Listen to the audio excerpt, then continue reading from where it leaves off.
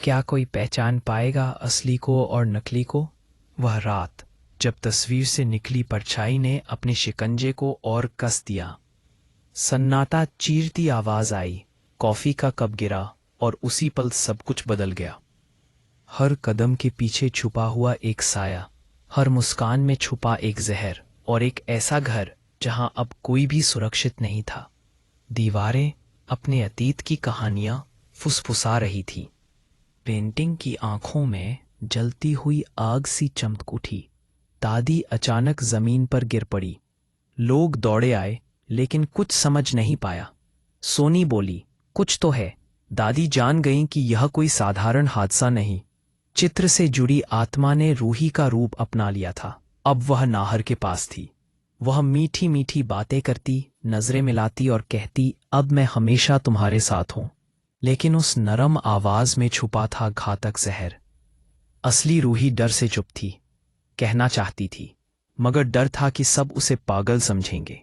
धीरे धीरे घर की छोटी छोटी बातें बिगड़ने लगीं। दाल जल गई, दरवाजे अपने आप बंद हुए, बर्तन टूटे और हवा में अजीब डर भर गया। नाहर ने भी महसूस किया, यह वही रूही नहीं। उसका स्पर्श बदल चुका था। रात में पायल टूटने की आवाज गूंजी। असली रूही बाहर आई और देखा, वही परछाई चित्र से निकलकर चल रही थी। आत्मा बोली, मेरा लक्ष्य साफ है, मैं तुम्हारे पति को चाहती हूं। असली रूही चीख पड़ी। नाहर जागा और उसे थाम लिया। पर यह सपना था या सच, सवाल वहीं रह गया। सुबह और डरावनी साबित हुई। गिलास अपने आप गिरा, पंखा बिना बिजली चल पड़ा, घड़ी रुक गई। दादी सब देखती रही, मगर चुप थीं। आत्मा हर वक्त नाहर के करीब आती, कभी उसका हाथ पकड़ती, कभी उसकी आंखों में मुस्कुराती। धीरे धीरे नाहर उसके जाल में फंसने लगा। फिर वो रात आई जब नाहर देर से घर लौटा। दरवाजे पर नकली रूही उसका इंतजार कर रही थी। उसने नाहर को गले लगाया और कहा, अब तुम बस मेरे हो। उसी वक्त असली रूही वहां आ गई। दोनों आमने सामने थीं। एक की आंखों में सच्चाई, दूसरे की आंखों में धोखा। नाहर ठहर गया। उसने देखा, दोनों एक जैसी, लेकिन असली रूही की आंखों में दर्द और मासूमियत थी। नाहर बोला, मैं अपनी रूही को उसके डर से पहचान लूंगा।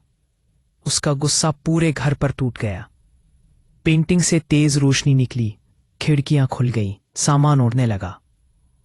अब किसी को शक नहीं रहा, यह कोई वहम नहीं।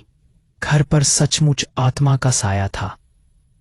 असली रूही ने नाहर का हाथ पकड़कर कहा, हमें इसे रोकना होगा। आत्मा हंस पड़ी, तुम मुझे रोक नहीं सकती। नाहर खड़ा हुआ और बोला, अगर हिम्मत है तो मुझसे लड़। घर की हर सांस थम गई।